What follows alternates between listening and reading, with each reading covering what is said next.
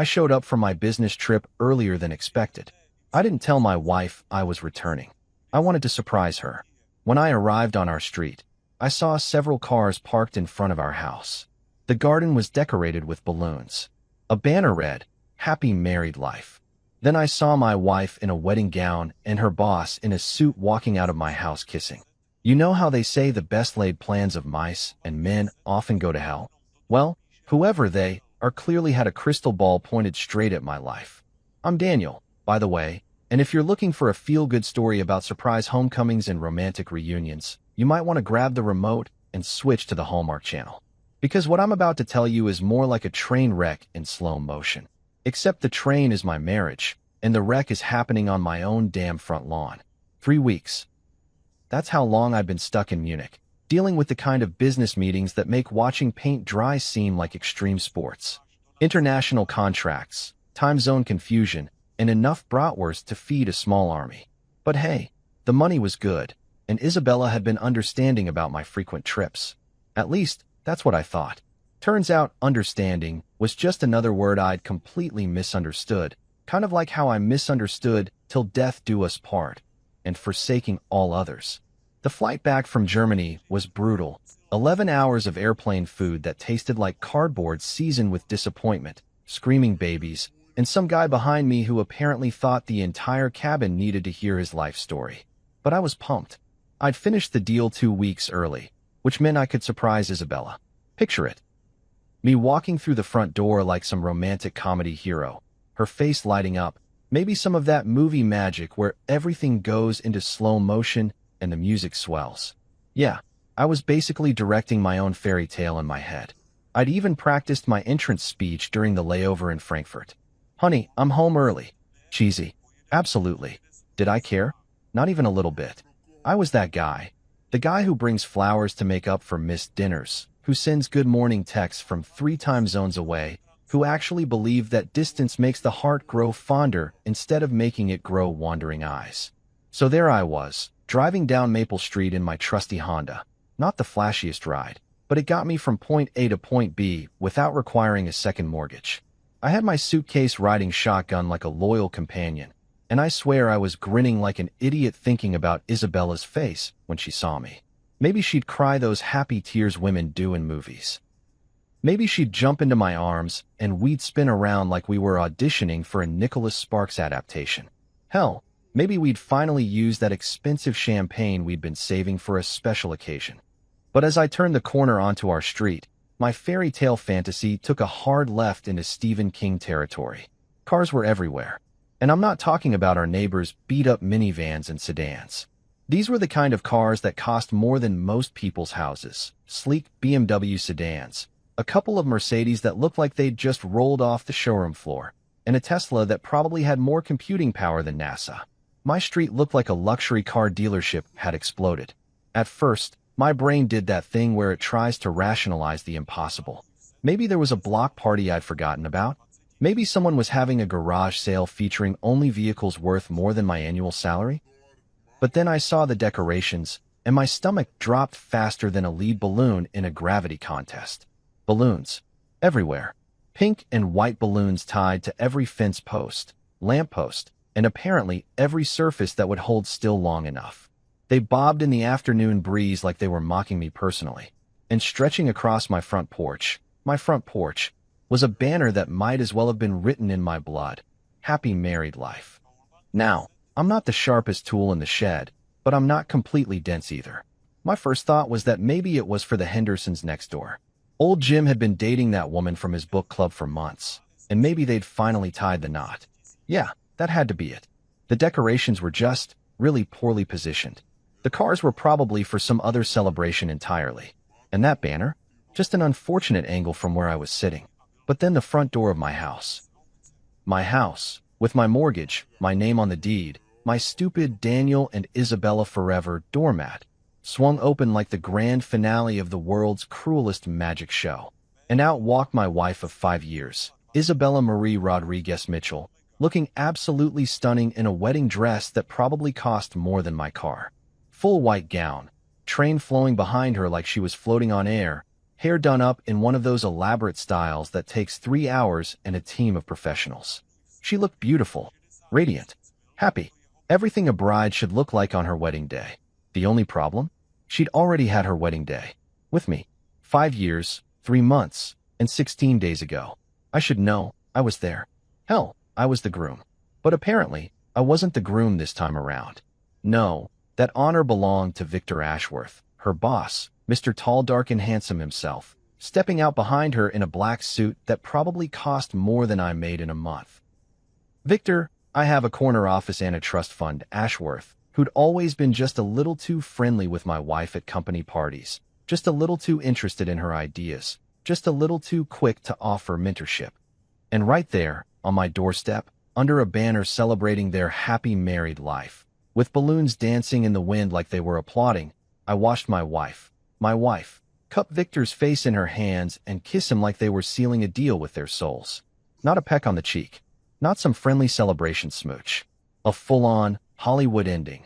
I now pronounce you kiss that lasted long enough for me to count the ways my world was falling apart. 1. That was my wife.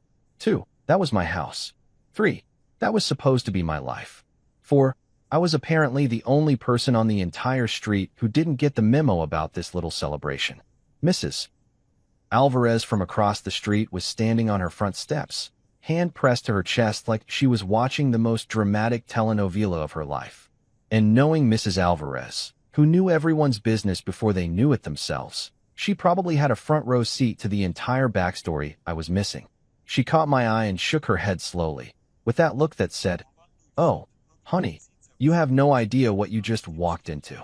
I sat there in my Honda, hands gripping the steering wheel like it was the only thing keeping me anchored to reality, watching strangers celebrate in my yard while my wife kissed another man under a banner that was probably meant to celebrate their future together. The same future I thought I was building with her. The same house I'd been paying for while I was overseas, working my ass off to give us the life she said she wanted. My heart didn't break. That's too clean, too simple. Hearts breaking implies a quick snap, a moment of sharp pain, and then it's over. No, this was more like watching my heart get fed into a wood chipper, one piece at a time, while someone played cheerful music in the background. It cracked, splintered, and crumbled like old plaster, and with each beat, more pieces fell away until I wasn't sure there was anything left. The worst part? The absolute cherry on top of this disaster Sunday. They looked happy, genuinely, radiantly, stupidly happy, like they'd just discovered they'd won the lottery of love, and all it cost them was my entire existence. Isabella was glowing with that new bride energy, and Victor looked like he'd just conquered the world. Which, I guess, from his perspective, he had. He'd conquered my world, claimed my wife, decorated my house, and thrown himself a victory party. All while I was in Munich, eating terrible airplane food and practicing romantic speeches that were now about as useful as a chocolate teapot. I'd been planning a surprise, all right. I just hadn't realized I was the one who'd be surprised. Life's funny that way. Sometimes you're the person planning the party, and sometimes you're the poor bastard who shows up to find out the party's been thrown to celebrate your replacement. Welcome to my story. Try not to laugh too hard. You ever have one of those moments where your brain just straight up refuses to process what your eyes are showing it? Like when you're watching a horror movie and the protagonist opens the obviously haunted door and you're screaming at the screen, "Don't go in there, you absolute moron." Except this time, I was the moron, and instead of a haunted house, I was staring at my own front yard transformed into some twisted version of a wedding reception that I definitely didn't RSVP to. I pulled my Honda 2 houses down from the chaos, parking behind Mr. Peterson's ancient Buick like I was conducting some kind of suburban surveillance operation. My hands were shaking so bad I could barely turn off the engine, and for a hot minute, I just sat there like a deer caught in headlights, except the headlights were my own life imploding in high-definition, surround sound, full Technicolor disaster. Part of me, the part that still had a functioning sense of denial, kept trying to rationalize what I'd just witnessed. Maybe it was some kind of elaborate practical joke. Maybe Isabella had been cast in a local theater production, and this was just a really committed dress rehearsal. Hell, maybe I'd finally snapped from all those international business trips and was having some sort of stress-induced hallucination brought on by too much airplane coffee and jet lag. But even as my brain scrambled for logical explanations, my gut knew the truth. And my gut was currently doing backflips while simultaneously trying to crawl out of my body and find somewhere safer to hide. This wasn't a joke, a play, or a psychotic break. This was my wife, in a wedding dress, kissing her boss, at what was apparently their wedding reception, happening in my house, on my dime, while I was supposed to be in another country for another week. From where I sat, I could see straight through the front windows into what used to be my living room. The furniture had been rearranged, probably to accommodate whatever Pinterest-perfect ceremony had taken place while I was eating pretzels at 30,000 feet. People were mingling around with champagne flutes, laughing and chatting like this was the most normal thing in the world. Like cheating on your husband and throwing yourself a wedding party in his house was just another Tuesday afternoon activity. And the people, the people were the real kicker. I could see Isabella's parents, Martin and Helena Vasquez, holding court near what used to be my entertainment center. Martin was wearing a suit that probably cost more than my monthly salary, gesturing wildly with a champagne glass while Helena nodded along, both of them looking pleased as punch.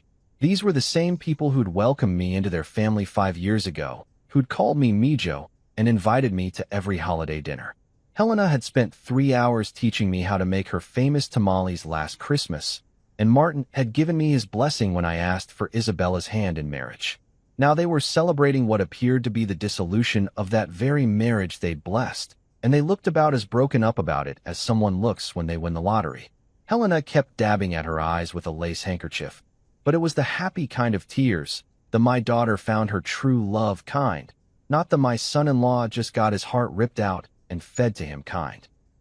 But the real sucker punch, the one that made me question everything I thought I knew about loyalty and family, was seeing my cousin Leo standing near the kitchen doorway, red Solo cup in hand, grinning like he'd just witnessed the social event of the century.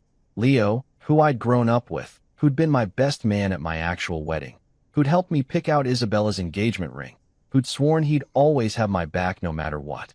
Leo, who was apparently totally cool with attending my wife's secret second wedding while I was out of the country earning the money that probably paid for the damn champagne he was drinking. The betrayal hit different when it came from blood. Friends can disappoint you, colleagues can screw you over, but family? Family is supposed to be the constant, the safe harbor, the people who call you up and say, hey, cousin, just a heads up, your wife's planning to marry her boss in your living room this weekend. Thought you should know. Instead, Leo was there, living it up like he'd scored an invitation to the party of the year. I could see him laughing at something someone said, probably some joke about poor, clueless Daniel working his ass off overseas while his wife planned her escape route. The sight of him made my stomach turn in a way that had nothing to do with airplane food and everything to do with the realization that apparently I'd been living in a bubble of my own making, trusting people who'd been playing a completely different game.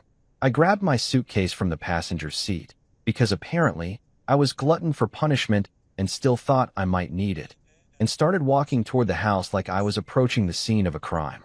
Which, let's be honest, I basically was. The crime? Grand theft marriage, with a side of emotional homicide. With each step closer to my own front door, the conversations got clearer, the laughter got louder, and my sense of reality got more distorted. I could hear champagne glasses clinking, could smell what was probably some expensive catered food, could see the way people's faces were flushed with celebration and good times. Everyone was having a blast at Daniel's expense, literally and figuratively. The moment I stepped onto my own front porch, the porch I'd painted last spring while Isabella complained that the color was too boring, everything stopped. And I mean everything. The laughter cut off like someone had flipped a switch. Conversations died mid-sentence. Hell, I'm pretty sure someone's champagne glass froze halfway to their lips. It was like I'd walked into one of those old westerns where the piano stops playing when the gunslinger walks into the saloon. Except instead of a gunslinger, I was just a guy with a suitcase who'd made the grave mistake of coming home early to surprise his wife. All eyes turned to me, and let me tell you, there's nothing quite like being the center of attention at your own wife's wedding to another man. The expressions on their faces ran the full spectrum of human emotion: shock, guilt, embarrassment, and in a few cases, what looked suspiciously like pity. Mrs. Henderson from next door actually gasped and put her hand over her mouth. Someone in the back muttered, "Oh shit," under their breath. Isabella stood frozen in the middle of what used to be our living room, still in that gorgeous wedding dress, her veil now slightly askew like her whole perfect day had just been tilted off its axis. Victor was beside her, looking less like a triumphant groom and more like someone who'd just realized he'd forgotten to check the expiration date on his master plan.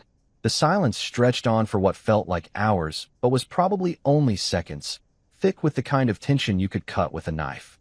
Everyone was waiting for me to do something. Scream, cry, throw punches, 'cause the kind of scene that would give the neighbors something to talk about for months. But instead, I just stood there in my own doorway, suitcase in hand like some traveling salesman who'd shown up to the wrong house, and asked the most reasonable question I could think of under the circumstances. What's going on here? For little words that carried the weight of 5 years of marriage, countless business trips, mortgage payments, shared dreams, and promises that apparently had expiration dates I hadn't been told about. For words that turned a celebration into a crime scene, that changed me from husband to intruder in my own home, that marked the exact moment when my old life officially ended and whatever came next officially began. The music had stopped. The glasses had stopped clinking.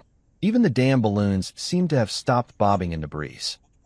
The world had stopped moving, and I was standing in the center of it all, waiting for someone to explain how the hell I'd become the villain in my own love story. You know what's funny about awkward silences? They have this weird ability to stretch time like taffy, making every second feel like an eternity while your brain scrambles to process information that makes about as much sense as a screen door on a submarine. I was standing there in my own doorway, suitcase in hand like some door-to-door salesman who'd wandered into the wrong neighborhood, while an entire room full of people stared at me like I'd just crashed their private party. Which, technically, I guess I had. The silence was so thick you could have cut it with a butter knife, and everyone seemed to be holding their breath, waiting to see if I was going to explode like some kind of emotional hand grenade. But here's the thing about shock. It doesn't always look like what you'd expect. Sometimes it's not screaming and throwing things and making the kind of scene that ends up on social media. Sometimes it's just standing there, completely numb, while your world rearranges itself into something you don't recognize. Then Victor stepped forward, and I swear to God, this guy had the audacity to look annoyed. Not guilty, not embarrassed, not even remotely apologetic, annoyed. Like I was some unwanted interruption to his perfect day. He straightened his expensive tie, ran a hand through his perfectly styled hair, and delivered what had to be the most casually devastating line I'd ever heard in my life. "You weren't supposed to be back." 5 words. That's all it took to confirm that this wasn't some misunderstanding, some elaborate surprise party gone wrong, or some stress-induced hallucination brought on by too many airplane peanuts. This was planned, calculated. They'd specifically chosen this week because they knew I'd be out of the country, buried in meetings and contracts, completely oblivious to the fact that my wife was planning her exit strategy in our living room. Victor said it like he was commenting on the weather, like my early return was nothing more than a minor inconvenience in his otherwise flawless execution. The sheer arrogance of it hit me like a slap to the face. This wasn't just betrayal. This was betrayal with a schedule, betrayal with a guest list, betrayal with catered hors d'oeuvres, and a goddamn photographer in the corner who was still holding his camera like he wasn't sure whether to document this moment or run for the hills. "You weren't supposed to be back." As if the problem wasn't that my wife had married another man in my house, but that I'd had the poor timing to show up for my own life's destruction. As if I'd violated some unspoken agreement by finishing my business trip early and coming home to the house I paid for, to the wife I'd been married to for 5 years, to the life I thought we were building together.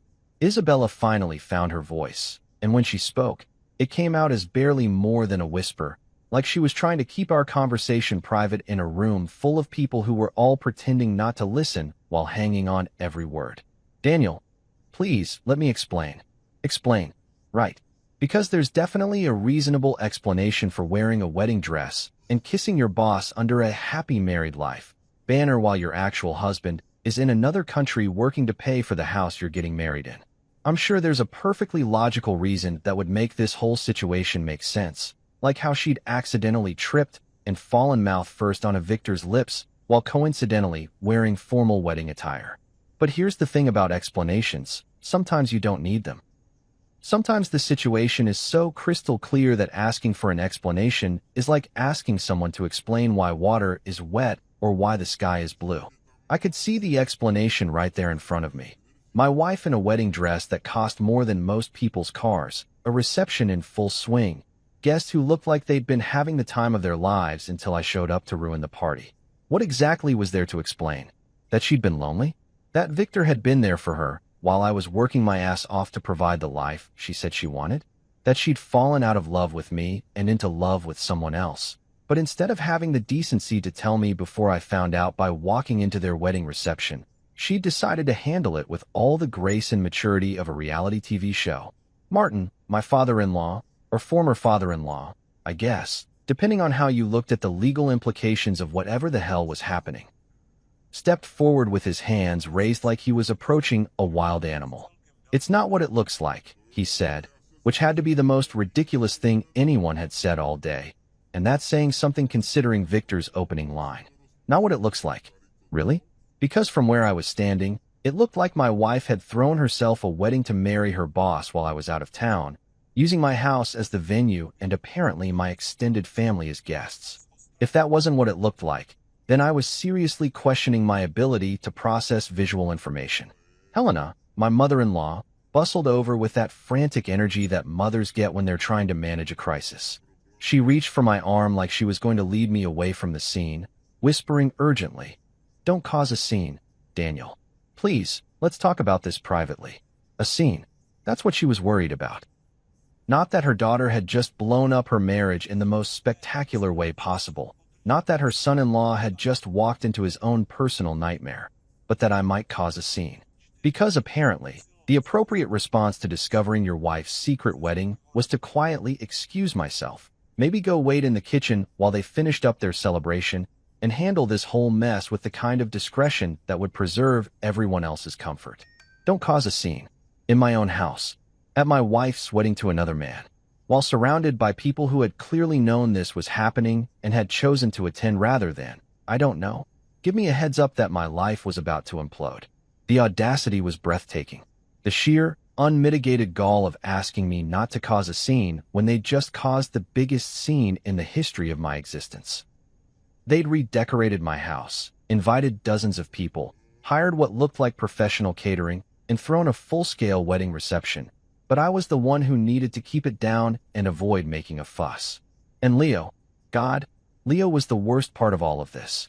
My cousin, my childhood partner in crime, the guy who'd been my best man and had sworn to always have my back, was standing there looking at his shoes like he could disappear if he avoided eye contact long enough. The shame was written all over his face. But he was still there, still at the party, still holding his red Solo cup like it was some kind of shield against the awkwardness of being caught celebrating his cousin's marital destruction. I could feel every pair of eyes in the room on me, waiting to see what I'd do next. Would I scream? Would I cry? Would I throw punches and give them the dramatic confrontation they were probably expecting?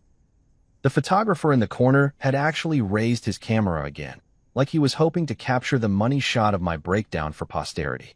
But instead of giving them the scene they were waiting for, instead of providing the entertainment they probably thought they deserved, I did something that surprised even me. I laughed. Just once, short and sharp, like a bark of disbelief. It came out sounding more broken than amused, but it was still a laugh, and it seemed to catch everyone off guard. "So this is my surprise?" I said, looking around the room at all the guilty faces, the abandoned champagne glasses, the wedding decorations that were still hanging cheerfully from my ceiling like nothing had changed.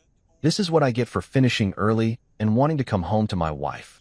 The silence that followed was even heavier than the first one, loaded with guilt and shame and the kind of tension that makes everyone wish they were anywhere else in the world.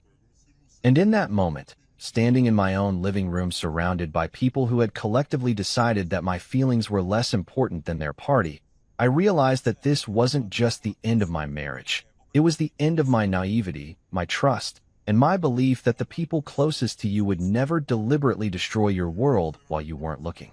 You ever notice how in movies, when someone's world falls apart, they always have this dramatic moment where they storm out, slam doors, maybe throw something for good measure? Well, real life isn't quite that cinematic.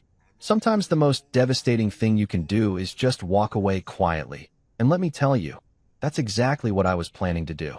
I was going to turn around, walk back to my Honda, and drive away from this nightmare with whatever dignity I had left intact. But apparently, Isabella had other plans.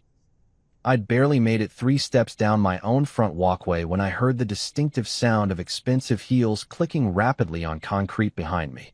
I didn't need to turn around to know it was her. I'd been listening to that particular soundtrack for 5 years. But what I wasn't prepared for was the visual that came with it. My soon-to-be ex-wife running after me in full wedding regalia, her veil streaming behind her like some twisted version of a romantic comedy chase scene. Except this wasn't romantic, and it sure as hell wasn't comedy. This was tragedy with a capital T, playing out on Maple Street while half the neighborhood watched from behind their curtains like it was their own personal episode of Days of Our Lives. "Daniel, wait," she called out, and I could hear the desperation in her voice, could picture her trying to manage that ridiculous train while speed walking in heels that probably cost more than my monthly car payment. "Please, you have to let me explain." I stopped walking but didn't turn around. Not yet. I wasn't ready to see her face, wasn't ready to look at the woman I'd loved for 7 years, dated for 2, married for 5, while she stood there in another man's wedding dress, trying to convince me that this whole situation had some reasonable explanation. "Daniel, please," she said again, and this time she was close enough that I could smell her perfume. The same perfume I bought her for our last anniversary, the one she'd worn on our wedding day, the one that used to make my heart skip a beat when she walked past. Now it just made me feel sick. I finally turned around, and Jesus, she looked absolutely beautiful. That's the thing they don't tell you about heartbreak. Sometimes the person destroying your life looks like an angel while they're doing it. The wedding dress fit her perfectly, probably custom-made knowing Victor's taste for expensive things. Her makeup was flawless, her hair styled in an elaborate updo that must have taken hours. She looked like every bride's dream of perfection. She also looked guilty as hell. "I was lonely," she blurted out. Like that explained everything. Like those 2 words could somehow justify the nuclear bomb she'd just dropped on our marriage. "Daniel, you were gone too much. Victor was there for me when you weren't." And there it was. The explanation I'd supposedly needed to hear. I was gone too much. Working too hard. Traveling too often. Trying to build the financial security that she'd said she wanted, that we'd planned for, that was supposed to be our foundation for the future. I'd been busting my ass in Germany, dealing with clients who thought business dinners at midnight were totally reasonable, sleeping in hotel rooms that all looked the same, counting down the days until I could come home to her. Meanwhile, she'd been here, being lonely, and apparently the solution to that loneliness was to marry her boss in our living room while I was eating overpriced schnitzel and trying to close deals that would set us up for life. She reached out toward me, her hand extended like she was going to touch my arm. Like physical contact might somehow bridge the gap between I was lonely and I married someone else. I took a step back, not dramatically, not with any grand gesture, just a simple step backward that put space between us. But the way her face crumpled, you'd have thought I'd slapped her. So the solution was to marry him. I asked, and I was proud of how level my voice sounded, considering my insides felt like they'd been put in a blender. In my house. It was such a simple question. Really. Logic 101. If you're lonely because your husband travels for work, the reasonable solutions might include talking to your husband about it, suggesting he travel less, maybe seeing a marriage counselor, hell, even getting a divorce like a normal person. But throwing yourself a wedding party while your husband is out of the country? That's not a solution to loneliness. That's just straight-up betrayal with fancy decorations. Isabella's mouth opened and closed like she was trying to find words that didn't exist. What could she say? "Well, Daniel," I weighed my options and decided that adultery with a side of bigamy was the most mature way to handle my feelings. There was no explanation that would make this make sense, and we both knew it. That's when Victor decided to join our little sidewalk drama, because apparently, he couldn't let Isabella handle her own mess. He walked down the front steps with this casual confidence that made me want to punch something, preferably his perfectly symmetrical face. The guy looked like he'd stepped out of a magazine ad for expensive cologne. Tall, dark, handsome, and completely lacking any sense of shame about the situation. He didn't say anything at first, just stood there next to Isabella like he was claiming his territory, like he was making sure everyone on the street knew who the new man of the house was. The silence was thick with testosterone and awkwardness, and I could practically feel the neighbors taking notes from their windows. Mrs. Alvarez was still on her front porch, no longer even pretending not to stare. She'd been living on our street for 15 years and had probably never seen anything this dramatic outside of her telenovelas. I caught her eye for a second, and she just shook her head slowly, like she was watching a tragedy unfold and couldn't look away. Old Mr. Peterson had come out to get his mail and was taking an unusually long time sorting through it, clearly eavesdropping on our conversation while pretending to be fascinated by what was probably nothing but bills and junk mail. Even the Martinez kids from 2 houses down had stopped their sidewalk chalk art to watch the show. The whole street was watching me fall apart in real time, and somehow that made it worse.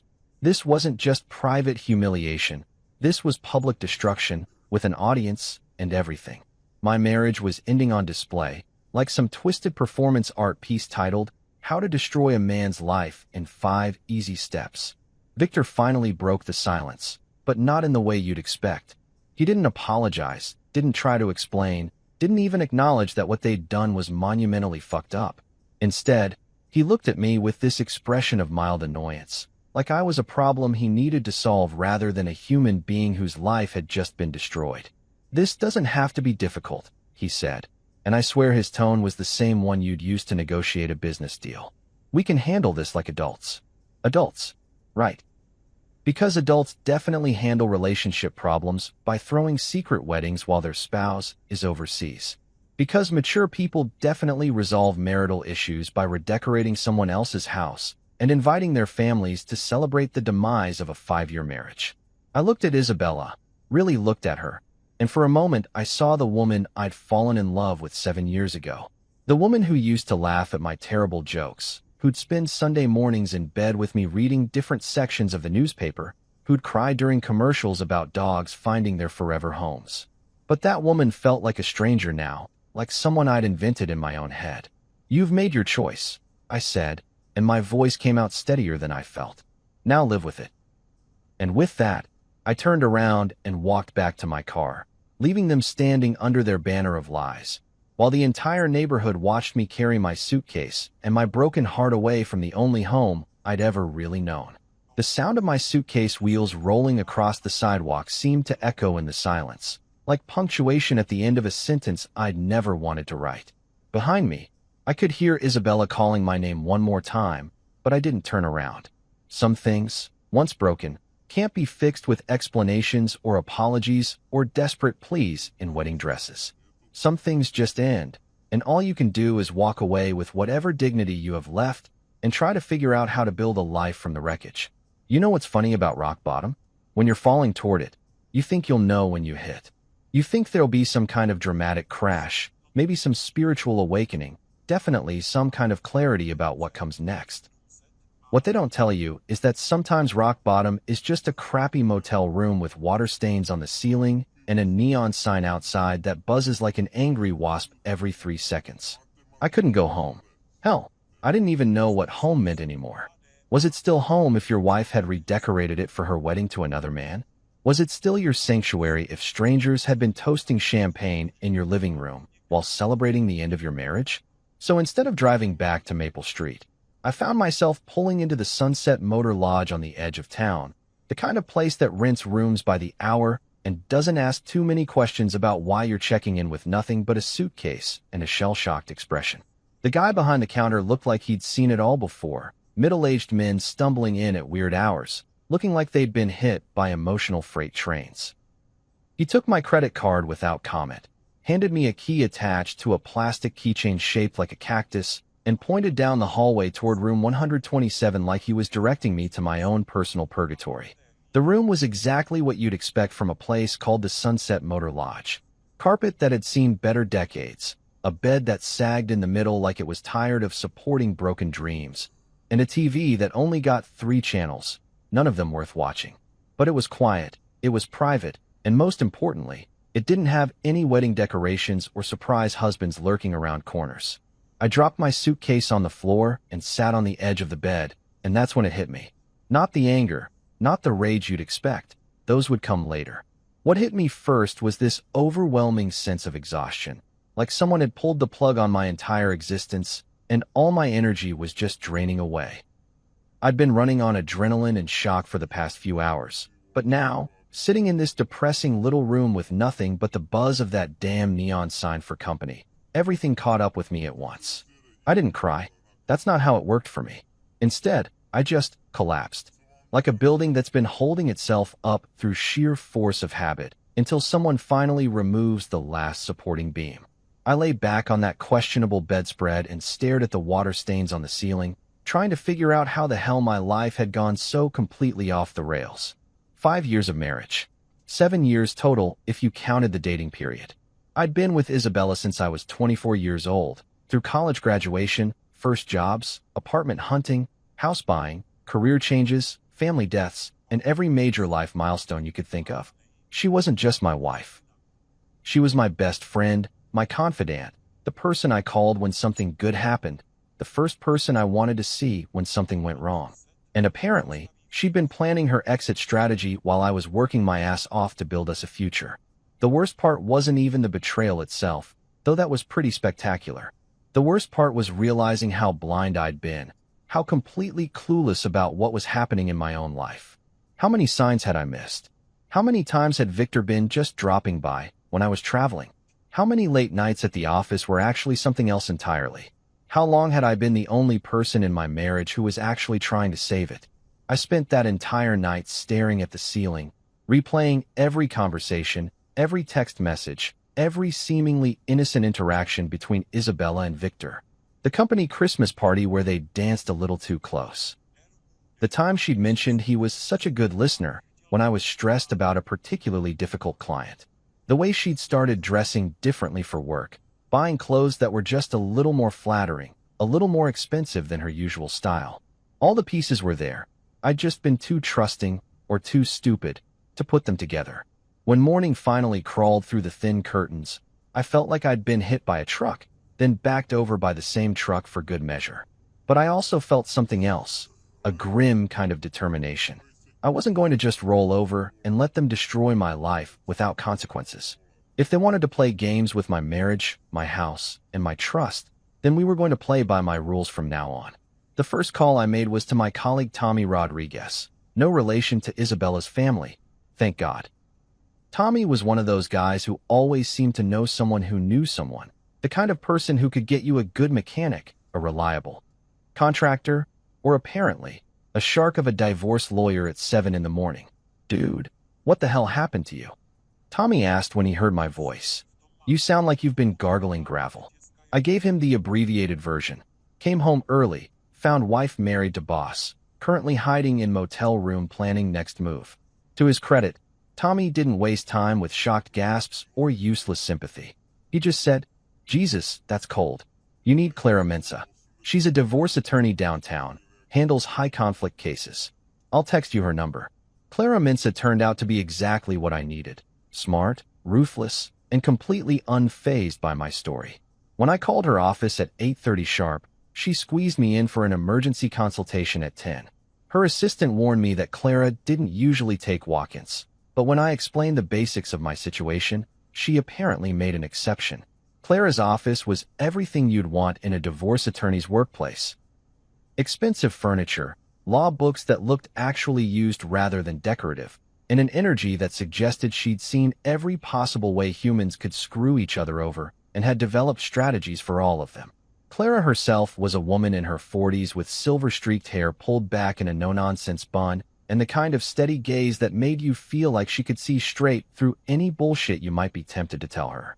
She listened to my story without interruption, taking notes on a legal pad and occasionally raising an eyebrow at particularly egregious details. When I finished, she leaned back in her chair and gave me the first honest assessment I'd heard in 24 hours. You've been screwed, she said bluntly. But legally speaking, you're in a better position than you might think. The house is in your name. Yeah, I bought it before we got married. Never added her to the deed. Joint bank accounts. Some savings, checking. But most of my assets are in accounts she doesn't have access to. Good. Smart. Whether you meant to be or not. Clara made more notes. Here's the thing, Daniel. Morally, emotionally, personally, yeah, you've been destroyed. But from a legal standpoint, they've handed you every weapon you need to fight back. She explained it to me in terms that made my accountant's brain happy. Isabella had no legal claim to my house, my business accounts, or most of my assets. The joint accounts could be frozen immediately. Victor, for all his swagger and expensive suits, had exactly zero legal standing in any of this. He was just the other man, with no more claim to my property than a random stranger on the street. You've been generous, Clara continued, looking through the financial records I'd brought. Maybe too generous. You've been funding a lifestyle she couldn't afford on her own salary. That ends now. Today, if you want it to. I wanted it to end. God, did I want it to end. I was tired of being the good guy, tired of being understanding, tired of being the responsible adult while everyone else played games with my life. If Isabella and Victor wanted to start their new life together, they could do it without my financial support. What do I need to do? I asked. Clara smiled, and it wasn't entirely pleasant. We're going to freeze the joint accounts, secure your assets, and file papers that will make it very clear who owns what in this marriage. You've been supporting their little love story financially. Time to pull the plug on that funding. By noon, it was done. Joint accounts frozen, asset protection in place, and Isabella's access to what she probably thought of as our money officially terminated. Clara had moved with the efficiency of someone who'd done this dance many times before, and she'd made it clear that this was just the opening move. They threw themselves a wedding party, Clara said as I prepared to leave her office. Now let's see how much they enjoy paying for the cleanup. For the first time since I'd walked into my own house and found my life in ruins, I felt something that wasn't pain or shock or betrayal. I felt like maybe, just maybe, I wasn't going to go down without a fight. Isabella had chosen Victor over me, chosen deception over honesty, chosen a fantasy over our reality. Now they were going to learn what it cost to make those choices. You ever notice how quickly people's attitudes change when the money train suddenly derails? Because let me tell you, watching someone's world crumble when they realize their sugar daddy situation has just been legally terminated is like watching a nature documentary about predators who suddenly discover they're actually prey. And Victor Ashworth was about to get a front row seat to that particular wildlife experience. Clara hadn't been kidding when she said she moved fast. By Wednesday morning, less than 24 hours after our meeting, legal papers were flying around like confetti at a parade nobody wanted to attend. The first bombshell landed on Victor's desk at Hartwell and Associates around 10 a.m., delivered by a courier who probably had no idea he was about to ruin someone's entire week. I wasn't there to see Victor's face when he opened that envelope, but Tommy filled me in on the details later. Apparently, the guy went from successful executive celebrating his new marriage to deer in headlights realizing hunting season just opened in about 30 seconds flat. The legal notice was crystal clear. Victor Ashworth had absolutely zero legal claim to any property, assets, or financial accounts belonging to Daniel Mitchell, and any attempt to access said property would result in criminal charges for trespassing and theft. Clara had a way with words that could make a parking ticket sound like a declaration of war, and this particular document was her masterpiece. It basically told Victor that his fairy tale weekend had just turned into a legal nightmare, complete with potential criminal charges if he tried to play house in my actual house. But the real beauty of Clara's strategy wasn't just the immediate legal smackdown. It was the timing. See, Victor had spent the weekend living it up like he'd just won the lottery, probably telling anyone who'd listen about his new wife and his new house and his new life. He'd been strutting around like a peacock who'd just discovered he owned the zoo, completely oblivious to the fact that his entire situation was built on quicksand and wishful thinking. Now he was finding out that not only did he not own anything, but he was also about to become legally homeless if he didn't vacate the premises immediately. And let me tell you, there's nothing quite like a reality check delivered via legal courier to really put a damper on your honeymoon phase. The second wave of chaos hit when Isabella tried to access our joint checking account to pay for what I can only assume were post-wedding expenses. Maybe she wanted to buy thank you cards for all the people who'd attended her bigamy celebration. Or maybe she needed to tip the photographer who documented her marriage to someone who wasn't her husband. Either way, She was in for a surprise that probably made her wedding day shock look like a gentle wake-up call. Frozen. Every account, every credit card, every financial resource she'd gotten used to having access to while I was overseas funding her lifestyle. Clara had locked down everything faster than you could say adultery has consequences, and Isabella was suddenly discovering what it felt like to be financially cut off from the gravy train she'd been riding for 5 years. The phone call started around noon.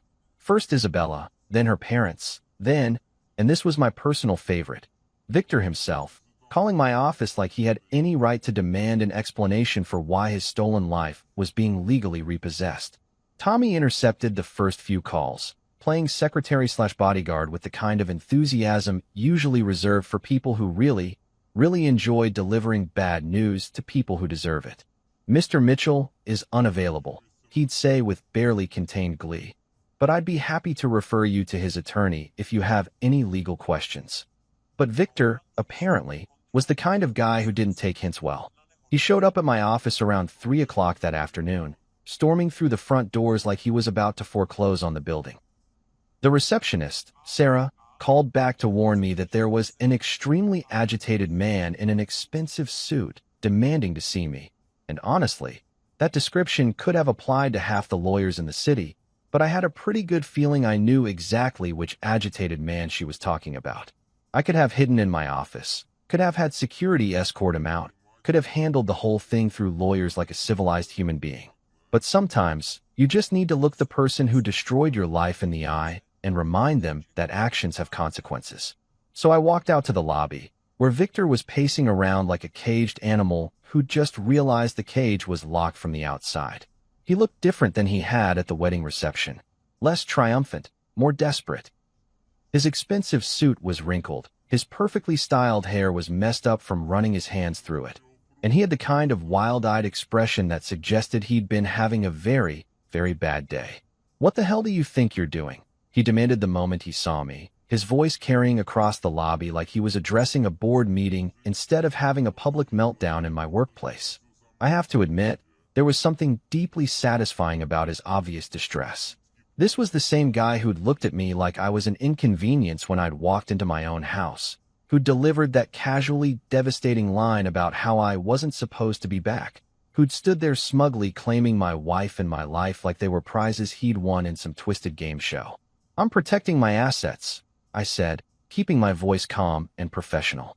"You know, the assets I earned while working overseas. The assets that have been supporting the lifestyle you've been enjoying. The assets that, legally speaking, have absolutely nothing to do with you." His face flushed red, and for a second, I thought he might actually swing at me right there in the lobby. But even Victor wasn't stupid enough to commit assault in front of witnesses and security cameras. Instead, he tried a different approach, the entitled rich boy routine that had probably gotten him out of trouble his entire life. "This is ridiculous," he said, his voice dropping to what I'm sure he thought was a reasonable tone. "Isabella and I are married. We have rights." Rights. That was rich. I couldn't help but smile at that one, which seemed to piss him off even more. "You're right," I said. "You do have rights. You have the right to find your own place to live, the right to pay your own bills, and the right to build your own life without using my money to do it. You can't just cut us off," he said, and there was something almost whiny in his voice now, like a kid whose allowance had just been revoked. "Isabella needs support. She's been dependent on your income." And there it was, the admission I'd been waiting for. Victor wasn't just Isabella's new husband. He was her financial plan. He'd married a woman who came with a house, a lifestyle, and a bank account. And now he was realizing that the package deal he'd thought he was getting had just been legally repossessed. "Isabella was dependent on my income," I corrected him. Past tense. That arrangement ended when she decided to marry someone else while still married to me. Funny how that works. Tommy appeared at my shoulder, probably sensing that this conversation was about to escalate beyond the level of workplace-appropriate drama. He crossed his arms and gave Victor the kind of look that suggested he'd be more than happy to personally escort him to the parking lot if necessary. "You should leave," Tommy said, and his voice carried the kind of authority that came from being 6'3" and not particularly fond of people who cheated on his friends. "Before this becomes a trespassing situation." Victor looked back and forth between us, probably trying to figure out if his charm and entitlement could somehow salvage this situation.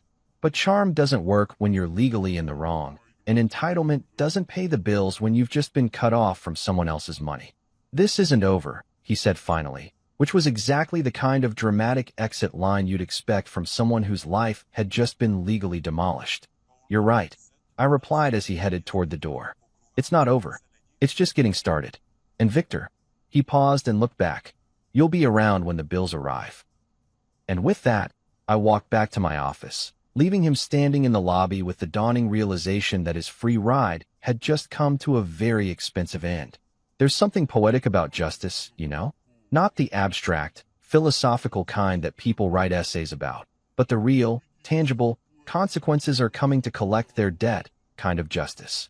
The kind that shows up with official paperwork and doesn't give a damn about your feelings or your excuses or how expensive your wedding dress was.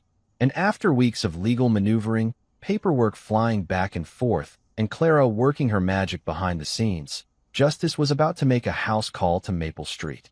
It had been 3 weeks since I'd walked out of my own wedding reception, or rather, Isabella's wedding reception that happened to be held in my house. And in that time, Clara had been busy dismantling their fairy tale piece by piece. Turns out, when you actually own something legally, and someone else is just playing house with your property, the law tends to side with the person whose name is on the deed. Funny how that works. I hadn't been back to the neighborhood since that nightmare Tuesday. Partly because I didn't want to see Isabella and Victor playing happy homeowners in my living room, and partly because Clara had advised me to stay away while the legal process played out. "Let them get comfortable," she'd said with that shark-like smile of hers. "The fall will be harder that way." But this morning was different. This morning, I had an official reason to be there, and more importantly, I had backup. The kind of backup that comes with badges and legal authority and absolutely zero patience for people who think they can ignore court orders. I parked down the street again, same spot I'd used that first day, except this time I wasn't carrying a suitcase full of hope and surprise. This time, I was carrying something much more valuable, the satisfaction of knowing that reality was about to come knocking, and it wasn't going to take, we didn't know, for an answer. The house looked different than it had 3 weeks ago. The wedding decorations were gone, obviously, but there were other changes too. Victor's Tesla was in the driveway like it belonged there, and there were new curtains in the living room windows, probably Isabella's attempt to make the place feel more like their home. Someone had planted new flowers in the front garden, and there was a fancy new mailbox that screamed, "Expensive taste funded by someone else's money." They'd really settled in, hadn't they? Made themselves at home in my home, rearranging furniture and redecorating like they were the rightful owners instead of a couple of opportunists who'd confused finders keepers with actual property law. Well, they were about to get a crash course in the difference. Officer Miguel Delgado was exactly the kind of cop you'd want handling your eviction. Calm, professional, and completely immune to sob stories or last-minute pleas for mercy. He'd been doing this for 15 years, Clara had told me, and he'd seen every excuse in the book. He wasn't there to negotiate or mediate or listen to explanations about how this was all a big misunderstanding. He was there to enforce a court order, period. "Mr. Mitchell," he nodded as I approached, "your attorney filled me in on the situation. I have to say, this is a new one, even for me." He gestured toward the house with the kind of casual authority that comes from years of dealing with people who think rules don't apply to them. Evicting someone from a house they never legally lived in because they married the legal owner's wife while he was out of town? That's definitely going in the Report Hall of Fame. The front yard was already showing signs of the chaos to come. Boxes were scattered across the lawn like the aftermath of a very expensive tornado, and I could see more being carried out by a couple of guys who looked like they'd been hired for moving duty. Isabella's clothes, Victor's electronics, wedding gifts that probably came from people who thought they were celebrating true love instead of witnessing a spectacular case of adultery with delusions of grandeur. Isabella was standing near the front steps, and she looked like she'd aged 5 years in 3 weeks. The radiant bride from the wedding day had been replaced by someone who looked like she'd been living on stress and regret. She was clutching that same wedding dress. Apparently, she'd held onto it like some kind of security blanket, and watching her life get packed into cardboard boxes by strangers. Victor, on the other hand, Looked like a man who'd just discovered that karma not only exists but also has excellent timing and a law degree. He was arguing with Officer Delgado, gesturing wildly with the kind of entitled frustration that suggested he still didn't quite understand how he'd gone from living in a house to being legally evicted from it in less than a month. "This is ridiculous," Victor was saying, his voice carrying across the yard with the kind of indignation usually reserved for people who've never faced consequences for their actions. "I live here. We're married. This is our home." Officer Delgado had the patience of a saint and the authority of someone who'd heard this exact argument from deadbeat tenants, squatters, and now, apparently, homewreckers with delusions of property ownership. "Sir," he said in that calm, professional tone that cops use when they're explaining reality to people who don't want to hear it. "According to these court documents, this property belongs to Daniel Mitchell. You have no legal claim to this residence. But we're married," Victor repeated, like saying it louder would somehow change the laws of property ownership. "Isabella and I are legally married." That's when I decided to make my grand entrance. I'd been watching from a distance, but there's something to be said for timing your appearances for maximum dramatic impact. I walked up the my front walkway, while Victor was mid-rant about his non-existent legal rights. He saw me coming and his face went through about 17 different emotions in the span of 3 seconds. Recognition, anger, embarrassment, and finally settling on that particular shade of red that people turn when they realize they're about to be publicly humiliated by their own stupidity. "You did this," he spat, pointing at me like I was personally responsible for the laws of property ownership and basic legal concepts.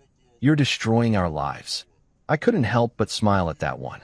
It was such a perfectly Victor thing to say, accusing me of destroying the life he'd built by stealing mine. The audacity was almost impressive in a train wreck kind of way. "No, Victor," I said, keeping my voice calm and reasonable. "You did this. I just own the house." Officer Delgado looked back and forth between us like he was watching a tennis match, probably trying to figure out if this was going to escalate into the kind of situation that required backup. But honestly, I wasn't interested in a fight. I was interested in watching Victor realize that all his swagger and entitlement couldn't change the basic fact that he'd been living in someone else's house without permission. Mrs. Alvarez had come out to watch the show, along with half the neighborhood. Word travels fast on Maple Street, and apparently, the eviction of the couple who'd thrown an illegal wedding reception was the kind of entertainment that brought out the whole community. She caught my eye and gave me a little nod that clearly said, "This is what we call poetic justice, Mijo." Isabella finally spoke up, her voice barely above a whisper. "Daniel, please. Can't we work something out? This doesn't have to be like this. Work something out. Right. Because there's definitely a reasonable compromise between, you cheated on me and married someone else in my house, and let's all just get along." I looked at her, really looked at her, and for a moment I felt something that might have been pity. Not for the situation she was in, but for the person she'd become. "Isabella," I said, "you made your choice when you planned a wedding while I was working overseas to pay for this house. You made your choice when you invited your family and friends to celebrate your new marriage in my living room. You made your choice when you kissed Victor under that banner on my front porch." She opened her mouth like she was going to argue, but I wasn't done. "Now you get to live with those choices. Just not in my house." Officer Delgado cleared his throat, probably sensing that this conversation had reached its natural conclusion. "Ma'am, sir, you need to finish gathering your belongings. The court order is effective immediately." And with that, I turned around and walked back to my car, leaving them to finish packing up the life they'd tried to steal from me. As I drove away, I could see them in my rearview mirror, standing in the yard with their boxes and their regrets, while the for sale sign that would eventually replace their dreams got ready to take its place on the lawn. You know what they say about karma being a bitch? Well, let me tell you, karma doesn't just bite. It brings friends, throws a party, and sends out press releases. And over the next few weeks, I got to watch from the front row as the universe decided that Isabella and Victor's little love story needed some serious plot complications. It started with the whispers. Because in a city like ours, news travels faster than gossip at a high school reunion. And apparently, the story of the boss who married his employee while she was still married to someone else was the kind of scandalous office drama that people couldn't stop talking about. Victor had probably thought his workplace romance was going to be the stuff of corporate legend. You know, the successful executive who swept the beautiful married woman off her feet. Instead, it became the cautionary tale that HR departments use to explain why workplace relationships require disclosure forms. Tommy filled me in on the details over drinks at Murphy's Pub, because apparently, the business community in our city is smaller than you'd think, and everyone knows someone who works at Hartwell and Associates. Dude, Tommy said, shaking his head as he nursed his beer. Victor's basically become the office pariah. Nobody wants to work with a guy who's known for breaking up marriages. Bad for the company image, you know? Turns out, Hartwell and Associates was one of those old-school firms that prided themselves on family values and ethical business practices. Having one of their senior partners become famous for adultery and homewrecking wasn't exactly the kind of publicity they wanted associated with their brand. So Victor found himself being quietly shuffled to the sidelines, passed over for the big clients, excluded from the important meetings, and generally treated like someone with a contagious case of poor judgment. They didn't fire him, Tommy explained, but they might as well have. He went from being the golden boy to being the guy they hope will just quietly resign and save everyone the embarrassment of having to explain why they employ someone who thinks other people's marriages are a buffet. And Isabella? Well, Isabella was discovering that being known as the woman who married her boss while already married wasn't exactly the kind of reputation that opened doors in the professional world. Apparently,